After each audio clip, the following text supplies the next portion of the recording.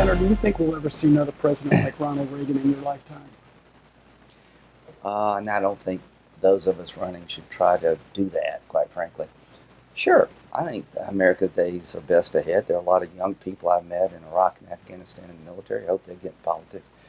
But Ronald Reagan represented the idea of America. As long as the idea of America is embraced by presidents, we'll see another Reagan. You know, it's going to be a long campaign. You've met, I know, all of the other candidates running.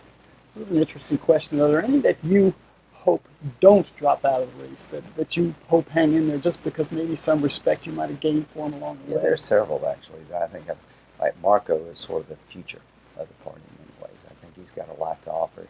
Got good governors. When you look at our governors, it's really been a successful lot. Um, Carly, I think she represents with a lot of class and dignity the Republican woman. Mhm. And at the end of the day, this is a talented field. The goal is tonight to distinguish us among ourselves, but the real goal is to show what we would do as a party differently on foreign policy and domestic policy than Hillary Clinton, Joe Biden, or Bernie Sanders, because the Obama administration's time is coming to a close. And it's about not where you disagree with him so much.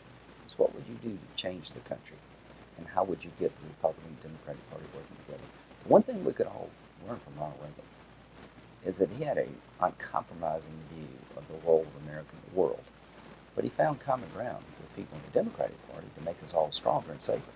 He and Tip O'Neill saved Social Security from bankruptcy, a program very much worth saving. So that's what I learned from President Reagan. And I think there are people in this field that need to hang around for the good of the Republican Party. Good. Anything that we can do as hosts of these kinds of debates to make the debate experience better for the candidates? And I mean, as it relates to being able to reach people. I think the stage is awesome. This is the Augusta National of debating. I mean, I feel like I'm, walking down, Magnolia Lane when I came in. This is as good as it gets for a Republican. To be in the Reagan Library with such an awesome stage, Air Force One behind you, the vibes of the Reagan presidency all around you. The goal tonight for me is pretty simple: to inform the voter, not to try to overdo it, but just tell them where I'm coming from, what makes me me, why I think I'm best qualified to be Commander-in-Chief, and distinguish myself from the others running on our side, but also distinguish myself from the people on the other side. Where would I take the country? What would I do for the military differently than we're doing today?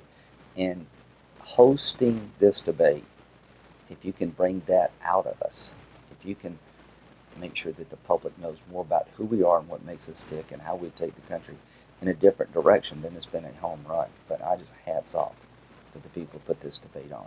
It is an awesome experience walking up those steps. I can't believe it's happening to me. It's just awesome. Great to hear. Thanks, Senator. One last question. What sets you apart from the other 14 candidates running? I think when it comes to national security, I'm best prepared to be Commander-in-Chief of the finest fighting force in the world. I've been to Iraq and Afghanistan 35 times.